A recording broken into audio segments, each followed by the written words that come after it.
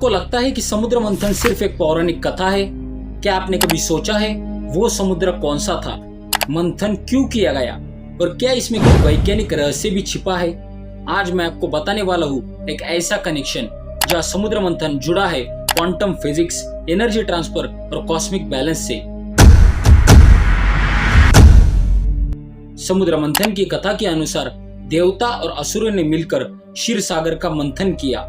मंथन के लिए मंदराचल पर्वत को मथनी और वासुकी नाग को रस्सी बनाया गया। इस मंथन से निकले 14 रत्न, जिनमें से कुछ थे लक्ष्मी माता, ऐरावत हाथी, कामधेनु, अमृत और हलाहल विष। भगवान शिव ने वह विष पीकर नीलकंठ बने। आखिर में धन्वंतरी अमृत कलश को लेकर प्रकट हुए। लेकिन क्या ये सिर्फ प्रतीकात्मक है या इसके पीछे गहरा वैज्ञानिक सिद्धांत छिपा है? समुद्र मंथन को कई वैज्ञानिक सोच रखने वाले विशेषज्ञ मानते हैं कि ये ब्रह्मांड के शुरुआती समय की बिग बैंग के बाद की स्थिति को दर्शाता है। ये दूध का समुद्र कोई धरती का जल नहीं था, बल्कि प्रतीक था डार्क मैटर और क्वांटम फील्ड का, जिससे ब्रह्मांड की उत्पत्ति हुई। मंदराचल पर्वत axis of rotation, Vasuki Nag energy string of magnetic field, जिसके जरिए सब एटॉमिक पार्टिकल्स में ऑसिलेशन हुई, जिससे मैटर और एंटी मैटर अलग हुए।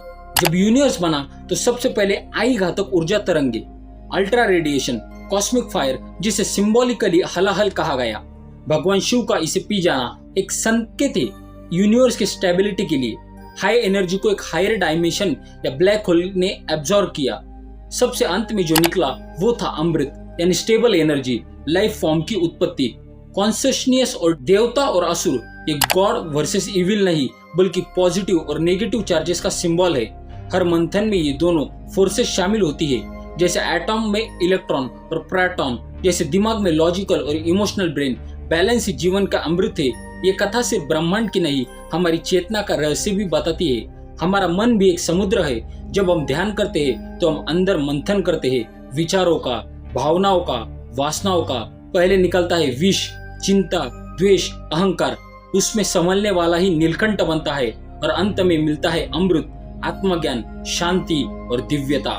तो अगली बार जब आप समुद्र मंथन की बात सुने तो सिर्फ एक कथा मत समझिए, ये एक वैज्ञानिक प्रयोग भी है, एक यूनिवर्सल ट्रुथ भी है और एक इंटरनल जर्नी।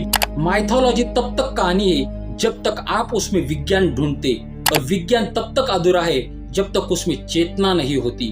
अगर ये वीडियो आपको ज्ञान और सोच दोनों दे गया हो तो इस अमृत को दूसरों तक जरूर पहुंचाए।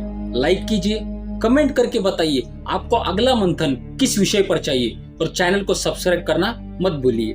धन्यवाद, नमस्कार, जय हिंद, वंदे मातरम।